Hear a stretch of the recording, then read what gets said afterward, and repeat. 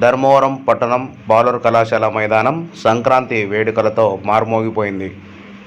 ధర్మవరం పట్టణం సంక్రాంతి పండుగ సందర్భంగా బాలుర కళాశాల మైదానంలో వివిధ రకాల సాంస్కృతిక ఆటల పోటీలను నిర్వాహకులు ఏర్పాటు చేశారు. ఈ కార్యక్రమానికి ముఖ్య అతిథిగా మంత్రి సత్యకుమార్ యాదవ్ హాజరయ్యారు.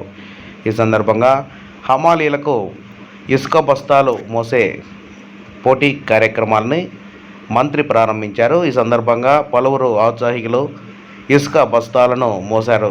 అనంతరం మంత్రి గురవయ్యల నృత్యాలను,